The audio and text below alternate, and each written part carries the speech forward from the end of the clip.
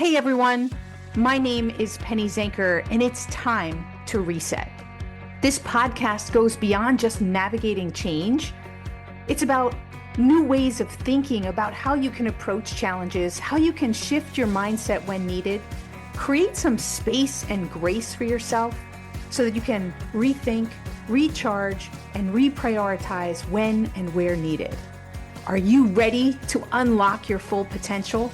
Thank you for hitting play and sharing this next episode with me. It's time to reset.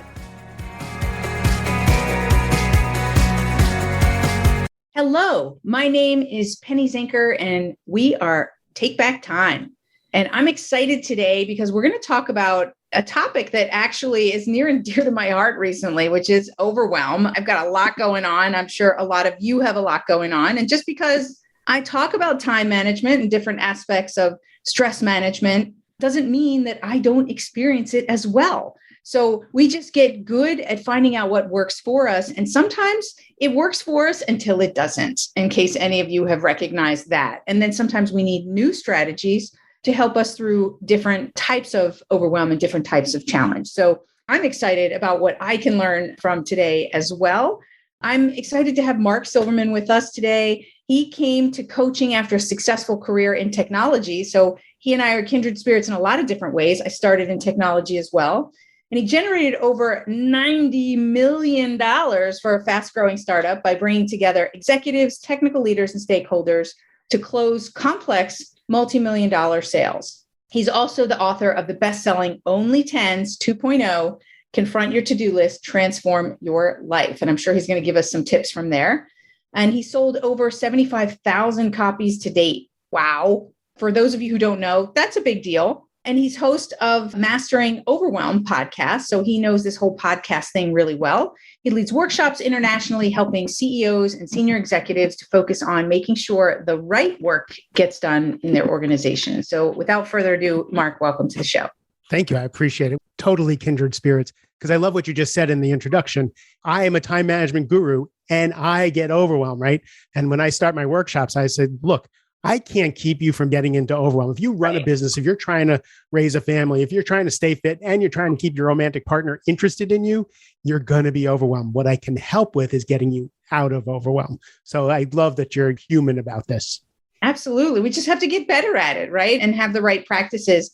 And for those listening, I think it's important because they might be listening to this and go, okay, Mark, fix me, right? A lot of people who like, oh, you're going to teach me everything I need to know about time management or time blocking or whatever, and then you're going to fix me. Well, that's unrealistic, right? In terms of that. So, but we're going to get to some great tips that are going to support people so that they can put those into practice. So let's start out learning a little bit about you. What puts you into overwhelm? You've run some really big businesses. You've sold a lot of books. What overwhelms you? Everything. So I think our greatest challenge is probably what turns into our greatest gift. For me, I wasn't diagnosed with ADHD until my 40s. We were having my son tested. The whole family got tested so he wouldn't feel singled out. And the psychiatrist says, so do you know who's off the charts? And I don't even know how they function. And I'm pointing to my ex-wife. And I said, Dad, how do you even get anything done? You are so off the charts. It's like, how do you function? I was like, oh, right. So it's for me. It makes sense. I've spent when I was 27, I was homeless, living in my truck, came to Washington, D.C. to borrow some money from my brother, 135 pounds, right? Just a mess. And getting diagnosed later in life, after I got sober, after I became successful, I realized why it took me twice as long to get half as far, why I had to work twice as hard to stay on task, all those kinds of things, because I had this thing going on with my brain. So I was in overwhelm about everything, going from homeless to being a millionaire with kids and a wife and a career and all that stuff. I wasn't equipped for that. So everything was big. Massive change too, right? I mean, that in itself is huge. And then all that goes along with each one of those. Right. So for me, catching up with that, I always felt behind everybody else. So the feeling of overwhelm when I sit at my desk and my accountant says, it's time to pay your quarterly taxes. And I have to figure out how to get in the website. Where are my passwords and all of this stuff? The simplest things will bring up overwhelm. So in order to have not just a functioning life, but to have a joyful life of, for me, ease and lack of stress, meditation, journaling, exercise, eating right, all those things so that I can have that. But as far as my to-do list, that was a really hard one for me. I was really having trouble staying on task. So you wrote a book on time management, and you wrote a holistic book about time management. Most of the programs that people buy are systems. I have a top-down approach. I wouldn't even call it time management, but yes, you're right, is that a lot of people are helping people with that tactical system. And the problem is they all work. Like I did David Allen's Getting Things Done twice. I paid him $1,500 twice to sit in that room and learn how to do lettering on my files and write everything down twice, read the book twice, and I still couldn't keep track of anything. You said something I think is important for everybody to hear. They all work. I want to just talk a moment about that because they all work. They do all work if you implement it and if it's right for you personally, right? Yeah, they're great. I love all those programs because I have ADD. I'm a dopamine addict. I love a new program. I love to set up a new journal, a new thing, a new system and all that. It's keeping it going is the problem. And here was the dirty little secret I figured out. I didn't have a time management problem. I had an honesty problem. So I had a friend who called me the other day, and she's still an adult and running a business, and she finally got on some ADD meds. And she says, I took the meds and I still didn't get anything done that I wanted to get done. I just really intensely focused on Instagram. And I said, here's the problem with the meds is you have to decide what you're going to do. You have to point the ship before you take that pill. Otherwise, you're just going to be intensely interested in Netflix. So for me, I realized that I lied all the time. I lied about what I was willing to do, what I wanted to do, what I was capable of doing. I was a people pleaser. I was all things to all people. I dropped the ball all the time. I didn't stay on my own priorities. I said I was going to do this on this day. I didn't do it until there was a consequence. And then when there was a consequence, so we talked about how I sold $90 million worth of stuff for different startups, right? I did all of that at the end of every quarter. I wasn't the guy who was systematically closing, right? It was when, hey, Silverman, are you going to make your number this quarter? Oh yeah, last week. And I blow it through and I overachieve by so much because I love the dopamine hit of being the savior of the game. Right. And it's that pressure, right? I mean, a lot of people who procrastinate talk about that they need that pressure to get it done in the last minute. And that's the impetus for them. That was when the jig was up. That was when I realized I put a lot of stuff on my to-do list that I never intended to, like I intended to do, but I never really was committed to doing. And I stopped and I realized that there was a few things that I actually did in life that were pretty monumental and they got done because I was committed to them. So I started looking at what I was doing during the week. I realized what was on my to-do list. I started to see that I would put something on there without the commitment to getting it done. So there were things on my list that were placeholders. I'd like to get it done. There were things that I should do because it's a really good idea. There were things I'm going to do next week, but I don't want to forget about it. So it's on my to-do list, right? So we start putting those things on the list. And again, with ADD, everything screamed at me at the same volume. I couldn't do A, B, C, big rocks, little rocks. It was just all screaming at me. I want people who are listening, because they might be going, oh, I don't have ADD, so this isn't for me. So I want people to be able to pull out those nuggets to be able to understand. And I don't mean this in any disrespect to people who have been diagnosed with ADD, but we are living in a state of distraction. And it's almost as if we all have ADD, that we're being pulled in so many different directions. And I know it's not the same. It almost is, though, because, I'm reading Johan Hari's Stolen Focus, and he talks about how it's just everywhere. And we have changed. We have lost as a society 10 points in our IQ because of this attention problem for everybody. But let's go back to the reason the ADD was such a game changer. So I wrote this book for myself. I decided this summer, I'm going to get a PhD in how to pay attention and get my stuff done. I'm going to learn this for myself. And this was in 2015. And my coach was joking with me. He says, Mark, I don't know that it's a book. It sounds like a pamphlet or a PDF or something. I'm like, well, I'm writing a book. And I wrote this book and I thought my mother would buy it and I would buy it, but I would get a PhD in how to pay attention. So I write this book and it sells 1,500 copies in the first day, then the next day, then the next day. And it's selling. And then coaches are calling me and saying, I'm giving this book to my CEO clients. I'm like, what do you mean? I didn't even get a copy editor. It has spelling errors and grammar errors, and 50,000 copies of this book goes out with all these errors in it. But people are giving it to executives because It's getting to the root of why we fail at all these time management product technologies, because we're not honest about what we're willing to do, what we're not going to do. Now, here's the problem. Here's the challenge. Once we get honest, and I do this in my Mastering Overwhelm workshop, I get a bunch of leadership team in the room and I have them write everything down. Mm-hmm. When we start to look at things on your list that don't belong there, we start to see that there's what I call qualifiers on everything on your list. And that's the reason behind why something's on your list. Things are on your to-do list, not because of the thing itself. It's because you're avoiding a consequence or you want a reward. So you're a coach, you're a speaker. You don't feel like doing invoicing, right? You don't want to do your invoicing. I don't want to do my invoicing, but you want to get paid. I don't want to pay my taxes. I just don't want the penalties. Everything has a qualifier. So I have them start to look at what needs to be delegated. They start looking at all the things that are supposed to be delegated on their list. Great. Now we know we're supposed to delegate. Problem is all the resistance to why you would delegate. Let's look underneath why these things aren't being delegated. Oh, my people won't do it as well as I would do it. Right. It'll just come back with mistakes and I'll have to fix it. Right. Well, I can tell you that in my new book that I'm working on, that I talk about how we're all control freaks. And at the very core is because we feel like we're losing control. And by not doing anything about it, we're actually that unhealthy level of control by not allowing ourselves to delegate the things that aren't things that we should be doing is exactly what ends up controlling us. Right. I was just coaching a CEO yesterday, and he's a new client. And one of his problems, and one of the things that came back in the 360 review, was he has total control. He doesn't delegate and he doesn't empower. So we talked about that. And he's like, okay, I really need to delegate and empower and coach. I really need to do this. I said, great. You're going to have to let your people screw up. He goes, yeah. He says, but I have to make sure that they screw up on the right things and don't screw up on the wrong things. Right. And he goes on to a whole thing about how he's going to do this, but he's going to make sure. And I said, look, absolutely. We're going to take baby steps. You're going to let go of control of things that don't seem to matter.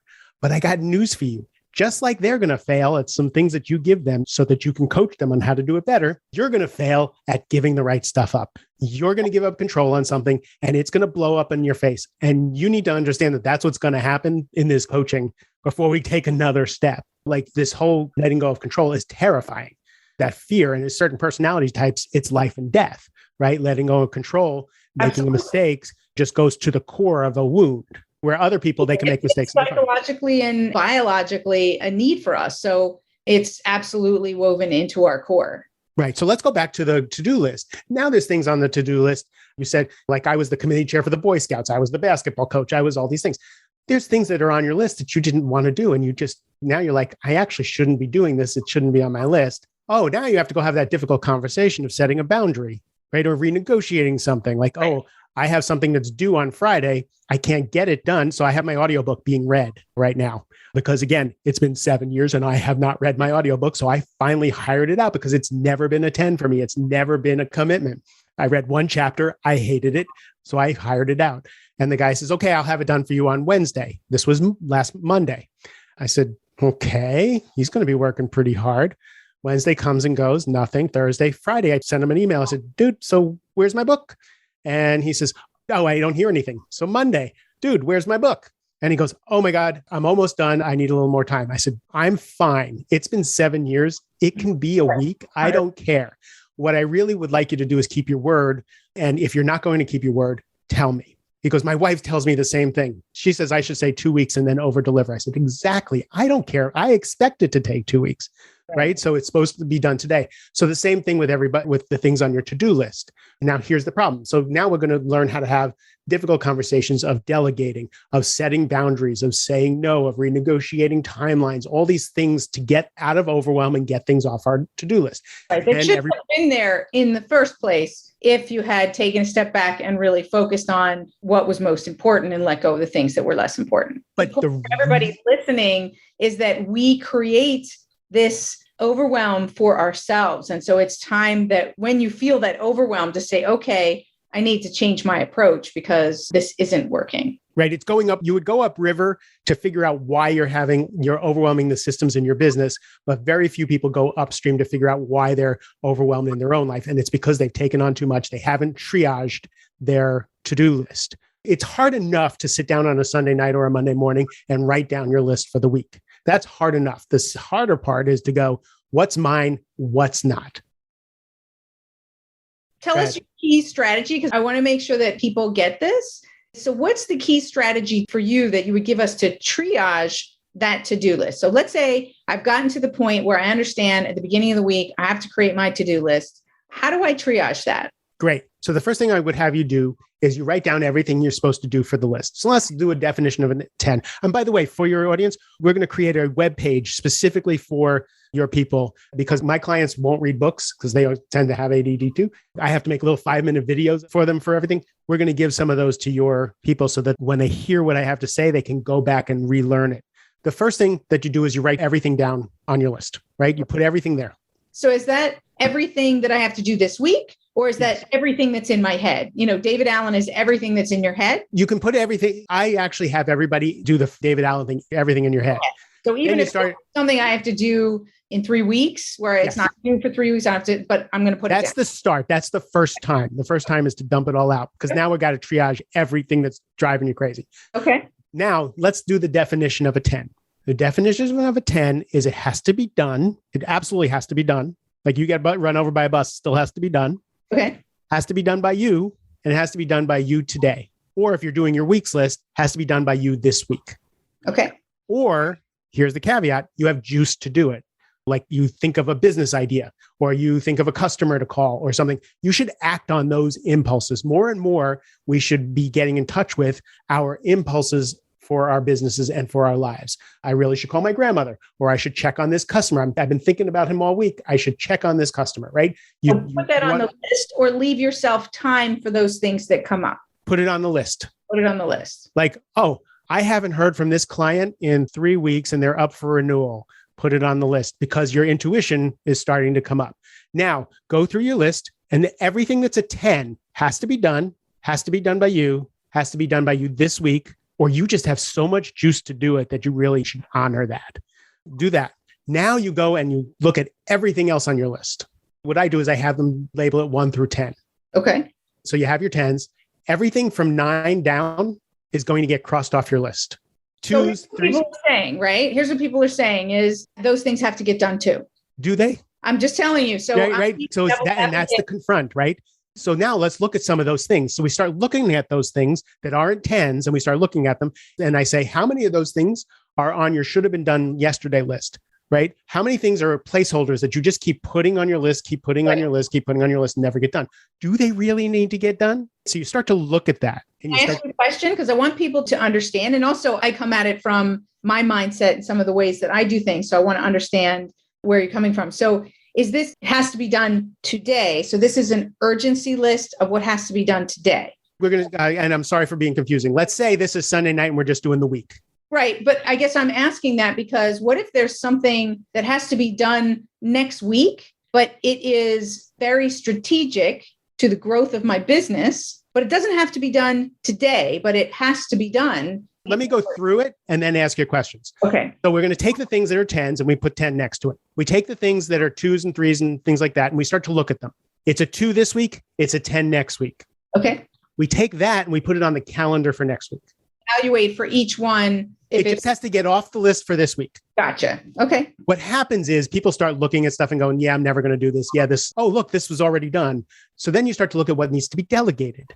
Okay, so now you look at this action item actually should be delegated to such and such a person. So your action item no longer is the thing. Your action item is delegate this. Delegation. Right? Now you're going to have to confront why you wouldn't delegate all that stuff, because that's where all the juice comes in. Okay. Now you look at stuff that are 8s and 9s, and there's 8s and 9s and there's shoulds. It's a really great idea. I really should do this. Those are usually the things that get on the list and stay on the list because you should do them. And you're really not committed to doing them, and you're never going to do it. And this is where I get pushback, but I make my clients cross that off. Just get rid of it. Mm-hmm. Right. And they start to get a little bit panicky. Most people get ahead of me when I have them do this, and they go, Mark, my list is down to 6 or 7 things for the week that are 10s. Say, I'm good. Let's leave these on there. Is that what they say? No. So then I say, great. What I'm trying to get you to do for the week, and then Monday morning, Tuesday morning, Wednesday morning, was to wake up. I only want you to see your 10s. You can have other things, but only see your 10s. And usually there's 2, maybe 3, maybe 4 tens for a day. This is the big rocks, little rocks. This is the deep work thing. This is everything everybody's talking about is focus on the important and the impactful and all that. But this is the psychological way to get to it, is these are the only things. If I die today, I want these things done. If I go to bed at 11 o'clock and I wake up and go, oh my God, I didn't get this done, I get out of bed and I do it. Because now I'm learning to keep my word to myself. I said this was a 10. I said I was committed to doing this. And that was the thing. I had to train myself to keep my word to myself. So one of the things I put on my list every morning was the gym. What I noticed after a week was if I got up and went to the gym at 5:30 in the morning, like I usually did, I went to the gym. If I didn't, and I said I was going to go at 3 o'clock, I never went. Right. So if I got up and I missed the gym, I didn't keep it on my list that I'm going to get to the gym at 3 o'clock because I know I lie to myself. I just cross it off. Right. Some other psychological things to that there's a certain time of the day that certain things need to get done when you know that they're not going to get done later, right? So the gym is a perfect example for a lot of people.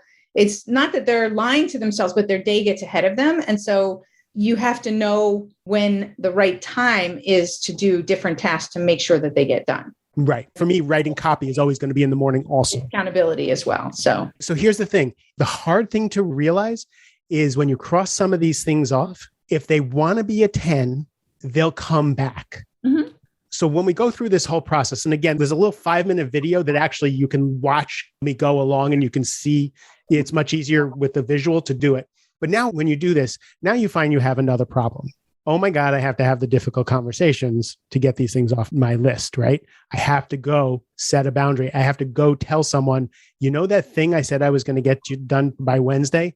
I'm not going to be able to get that done until next week. I know I said I would do it. What can we do? Is it a problem if I just extend that kind of thing? Or if you're going to your boss, sometimes you're going to your boss and you're saying, you know what, we're overextended on this project. Can you help me prioritize like which we're going to do? Now you're having conversations, right? Right. So the reason that it's so much easier to be busy is because we don't want to have those sweaty palm conversations with people to get those things off our list. One of the biggest reasons to not delegate is because leaders don't want to have those coaching conversations. It's so much easier to get the work done than to have the coaching conversations of delegating, having it come back, coaching them to do it better, having them come back, coaching it to do it better. 3 weeks from now, you will now have a new leader who does something at the level that you want them to have it, where you would have in the past stayed up until 12 o'clock at night getting it done yourself. Those extra miles are the things that are going to downstream help your overwhelm, because then now you're going to have people on your team who do the level of work that you do. Absolutely. So, because we're running out of time here, and I want to ask you a couple of last questions. Your major strategy is for people to get some awareness, write everything down, and then pick out their 10s so that they pick out the things that are really the most important. And this is the strategy in order to accomplish that. Take all of those other things off so that you only have on your list those things that are the highest priority to you. That you're committed to getting done.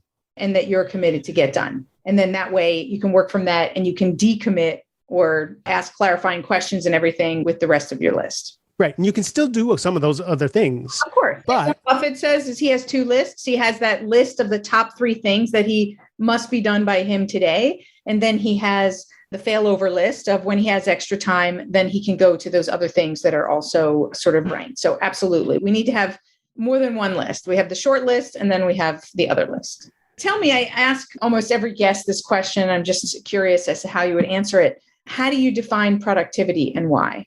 For me, productivity is actually keeping your word to yourself and doing the things that you said you wanted to accomplish. Awesome. So there are a lot of people out there that we talked about systems. I'm just curious, what types of tools outside of this list, what's your top 2 tools? Like if everything was taken off your desktop and your phone, what are the outside of calendar and those things? What are the top 2 tools that you put back on because they help you to be more focused and more productive? I can't live without a whiteboard. Okay. So for me, like keeping lists on electronic devices don't work for me. I need papers. I have to have my 10s up on a whiteboard where I can see them. And I do my brainstorming and everything happens on a whiteboard. Do you have a cool whiteboarding program that you use? No, just markers and stand in the middle of my office with my brain shooting off all kinds of ideas and go there. There's tools like Miro and things like that that are available online that you can actually collaborate these lists to with people. So just something for people who are listening. There's some great collaboration tools that give you that whiteboard functionality as well. It's interesting when it comes to tools. Like my assistant set up a whole Trello thing for me and all this stuff. And I'm like, I'm never going to look at it.